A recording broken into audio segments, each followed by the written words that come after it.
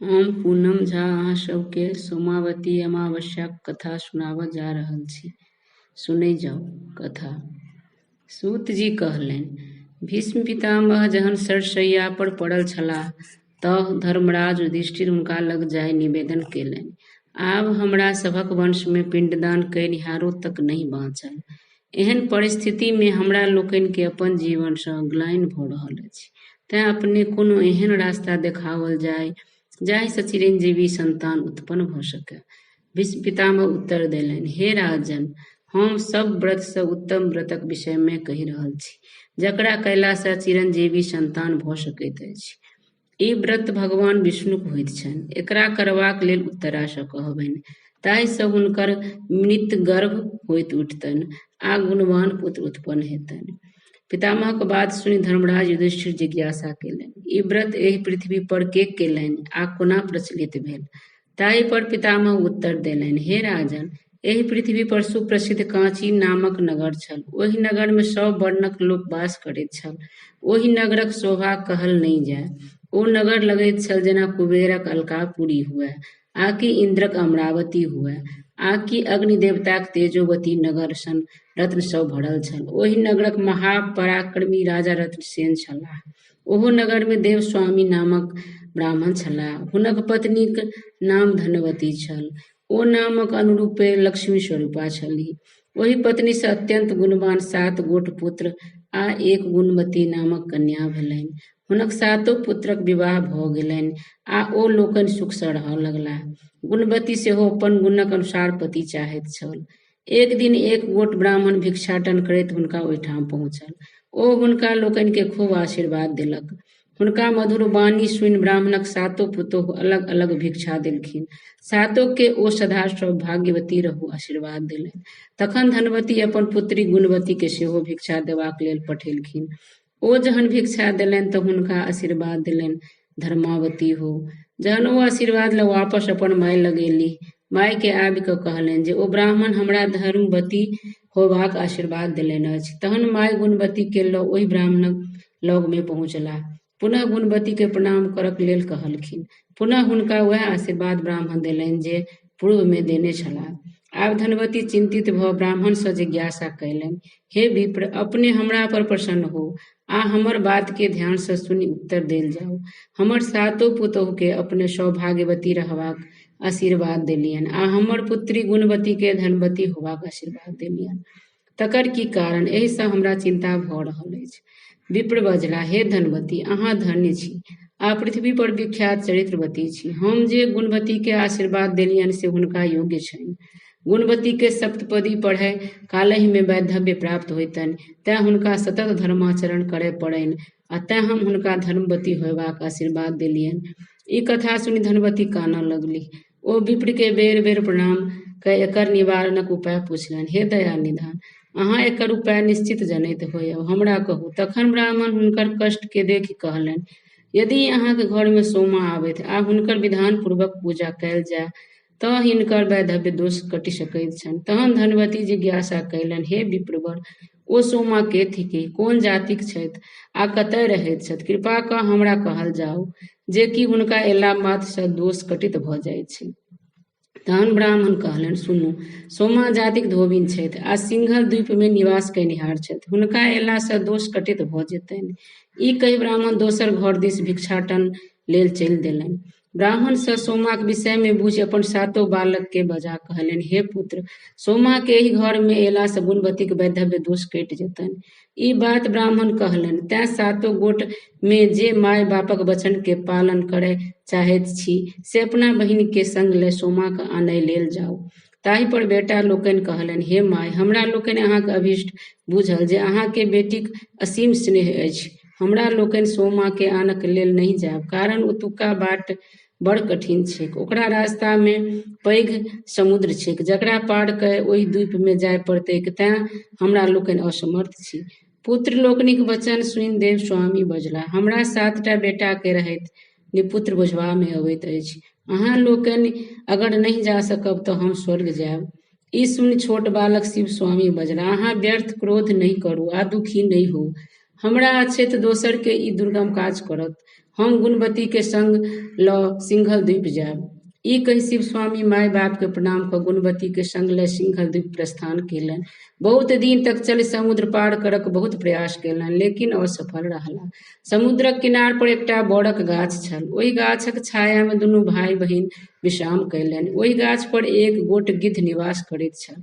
ओकर बच्चा सब ओहि गाछ पर रहैत छलैक। साँझ-खन जहन गिद्ध चराउर करब घुमल आ अपन बच्चा सबके खुआबऽ लागल तऽ एकोटा बच्चा नहि खेलकै। हम तोरा सबके लेल टटका मांस अनने छियौक, आ तों सब दिन भरि कऽ भूखल रहलाक बादो नहि खाइत छें, तकर की कारण? बच्चा सब कहलक, हे पिताजी, एहि गाछक नीचा में 2 गोटे भूखल बैसल छथि, तें हम नहि खाइत छी।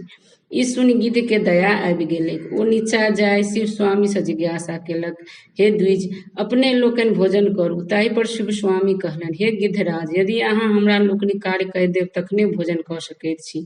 गिद्ध हुनकर कार्य करक लेल तैयार भऽ गेल। शिव स्वामी अपन कार्य हुनका सुनेलखिन। गिद्ध कहलक, काल्हि भिनसरे हम अहाँ लोकनिके समुद्रक पार पहुँचा देब आ सोमा धोबिनीक घरो देखा देब। प्रातः काल गिद्ध ओहि 2 गोटे के पीठ पर लादि समुद्रक पार लग गेल आ सोमाक घरो देखा देलकनि। 2 गोटे सोमाक घरक समीप निवास करय लगलाह।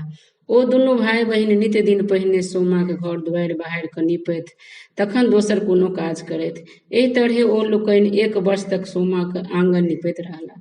एक दिन सोमा अपन बेटा पुतौह सँ जिज्ञासा कयलक जे प्रतिदिन आंगन के नीपैत अछि। दुनू बाजल, हम नहि झाड़ू दैत छी तऽ हम नहि नीपैत छी। तहन एतेक सबेरे ई काज के कऽ जाइत अछि, तकरो नहि देखैत छी। ओ एकर पता लगाबक प्रयास कयलक। एक दिन ओ भोरे गुणवती के झाड़ू दैत आ शिव स्वामी के गोबर सँ नीपैत देखलक। ओ पुछलक, अहाँ लोकनि के थिकौं? तखन ओ लोकनि उत्तर देलनि, हमरा लोकनि ब्राह्मण छी। ई सुनि सोमा हाय हाय करैत बाजल, अहाँ लोकनि हमरा पाप चढ़ा देलहुँ। ब्राह्मण भऽ हमरा घर में झाड़ू देलहुँ, आब एहि महापाप सँ हमरा कोना मुक्ति भेटत? अहाँ जातिक ब्राह्मण, हम कहाँ जातिक धोबी। अहाँ लोकनि के ई कार्य नहि करक चाही छल। एहि पर शिव स्वामी बजलाह, ई हमर बहिन गुणवती छथि। हिनका भार पड़ितहि विधवा होयब लिखल छनि। हिनका अहाँ लग रहला सँ वैधव्य दोष नष्ट हेतनि। एहि लेल हम बहिनीक संग अहाँक सेवा में उपस्थित छी। सोमा बाजल, बस आब अहाँ लोकनि ई कार्य बंद करू। हम अहाँक आज्ञाक पालन करब। जतऽ चलक लेल कहब हम ओहिठाम चलब। सोमा घर आबि पुतौह सँ कहलनि, हम हिनका लोकनिक संग जा रहल छी। एहि राज्य में अगर कियो मरि जाय तऽ तकर रक्षा अहाँ लोकनि करब। जाबत तक हम घुरि नहि आबी ताबत तक ओकरा ककरो कहला पर संस्कार नहीं देबक। पुतौह सोमाक बात सुनि लेलनि आ तदनुसार करबाक वचन देलनि। सोमा समुद्रक किनार पर एलीह आ क्षण भरि में 2 भाई बहिन के समुद्र पार कऽ देलनि। शिव स्वामी सोमाक संग अपन घर एलाह। धनवती हिनका सबके देखि अति प्रसन्न भेलीह। ओ सविधि सोमाक पूजा कयल। ता बहिनक लेल बर ताकय शिव स्वामी उज्जैन नामक नगर गेलाह। ओतय देश शर्माक बालक रुद्र शर्मा बड़ गुणी ओ विद्वान छलाह। हुनका गुणवती सँ विवाहक लेल अनलनि। सोमाक समक्ष गुणवती कन्यादान करय लगलाह। जखन विवाहक मंत्र सँ अग्नि में हवन भऽ रहल छल, भाउरी पड़ैत देरी रुद्र शर्मा मरि गेलाह। ई देखैत घरक सब केओ कानय लागल, लेकिन सोमाक लेल कोनो घबराहट नहि। ओहि समय में सोमा धोबिन आयलीह आ ओहि समय में सोमा धोबिन गुणवतीक लेल व्रतराज के पुण्यक संकल्प कय दऽ देलनि जे अपमृत्यु विनाशक छलैक। व्रतराजक प्रभाव सँ रुद्र शर्मा तुरंत सुतल आदमी जकाँ उठि गेलाह। एहि तरहें विवाह संपन्न भेल। ओ व्रतराजक उपदेश दय गुणवती सँ आज्ञा मांगल। सोमा ब्राह्मण के जिया हर्ष पूर्वक लौटि गेलीह। ता बीच में सोमाक घर में पहिने हुनक बालक शरीर त्याग कऽ देलनि, जहन हुनकर स्वामी आ तखन जमाय।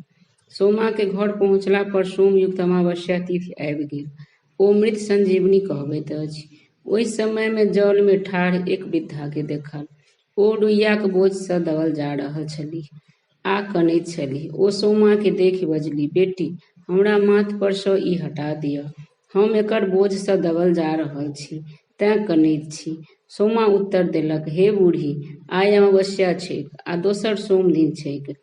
ता एकटा मुरइ वाली जाइत छल। ओहो वएह बात कहलक जे मूरक भार सँ दबल जा रहल छी, अहाँ हमर बोझ उतारि दिअ। अहाँ थोड़ेक काल ठाढ़ रहू, हमहूँ अहाँक संग जायब। ताहि पर सोमा बाजल, आइ अमावस्या छैक। आजुक दिन हम तूर आ मूरक स्पर्शो नहि कऽ सकैत छी। तखन सोमा नदी में स्नान कय विष्णु भगवानक गूढ़े सँ पूजा कयलनि आ बड़क गाछक 100 बेर प्रदक्षिणा पूरा कयलक। तऽ हुनकर स्वामी, पुत्र आ जमाय तीनू जीवित भऽ गेलथिन। ओ नगर शोभा सँ भरि गेल, ओकर घर धन सँ भरि गेल। जखन सोमा घर एली तऽ अपन स्वामी, बेटा आ जमाय के देखि अत्यंत प्रसन्न भेली। हुनक पुतोहु प्रणाम केलकनि आ जिज्ञासा कयलनि, हे देवी, अहाँक पति, बेटा आ जमाय तीनू मरि गेल छलाह, ओ कोन तरहेँ जीवित भेलाह? ई कथा हमरा लोकनि के सुनाउ। सोमा कहलनि, हम गुणवती के व्रत राजाक पुण्य अर्पण केने छलियनि, ताहि सँ हिनका लोकनिक आयु समाप्त भऽ गेल छल आ ई लोकनि मरि गेल छलाह। हम तूर आ मूड़ नहि छूलहुँ, पीपरक गाछ लग विष्णु भगवानक पूजा कयलहुँ आ 108 बेर गुड़ लऽ प्रदक्षिणा केलहुँ, ताहि पुण्य सँ हमर सभ केओ जीवित भेलाह। अहूँ लोकनि ई व्रत विधिवत करैत रहू तऽ सदा सुहागिन रहब। ई कहि सोमा पुतोहु सभ सँ व्रत राजाक आराधना विधिवत करौलक। ओ बहुत दिन धरि एहि लोकक सुख भोगी अंत में विष्णु लोक गमन कयलक। ई सुनि धर्मराज युधिष्ठिर पितामह सँ जिज्ञासा कयल, हे महाराज, ई व्रत कखन करी?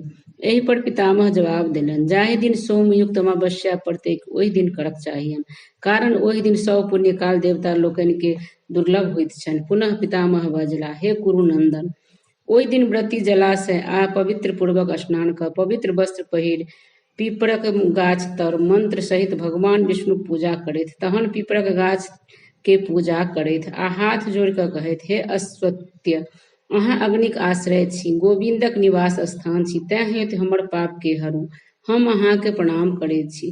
पुनः कही, अहाँक जड़ि में ब्रह्मा, मध्य भाग में विष्णु आ मस्तक पर शिवजी निवास करैत छथि, तें हे अश्वत्थदेव, हम अहाँके प्रणाम करैत छी। ई कहि कऽ प्रदक्षिणा करक चाही। एहि तरहे पूजा आ प्रदक्षिणा समाप्त करक चाही। तहन कोनो फल फूल 108 बेर बेर देबाक चाही। एहि हेतु कोनो वस्तु 108 गोट रहब परम आवश्यक अछि। ओहि वस्तु के हाथ में लय पीपरक गाछक परिक्रमा कय 108 बेर करक चाही। जे वस्तु चढ़ाबी ओ गुड़क मित। तकर बाद सोमाक पूजा करैत आ तहन ब्राह्मण के अन्नदान कऽ मौन भाव सँ अपन भोजन करैत। तहन भीष्म कहलनि, हे धर्मराज, अहाँके व्रतक पूजा आ विधि कहलहुँ, अहाँ ई व्रत करक लेल उत्तरा सँ कहियौन। ई व्रत कयला सँ उत्तरा के मृत बालक पुनः जीवित भऽ जैतनि। तहन युधिष्ठिर जिज्ञासा कयलनि, जे व्रती हीरा, माणिक आ रत्न सँ रहित छथि, हुनका लोकनि के एहि व्रतक फल कोना हेतनि? तहन पितामह कहलनि, हे महाराज, फल फूल आ तांबाक पात्र अथवा एकटा सुपारी सँ प्रदक्षिणा कयलो उत्तरव्रती के समान फल भेटतनि। ध्यान रहय, पीपरक गाछ के परिक्रमा खाली हाथ नहि होबाक चाही। तहन पितामह कहलनि, हे नरेंद्र, अहाँ विष्णु भगवानक महिमा आ एहि व्रत के विधि विधान आ फल सुनेलहुँ। जे स्त्री स्वामी, पुत्र आ धन चाहैत छथि, ओ एहि व्रत के अवश्य करथि। धन्यवाद।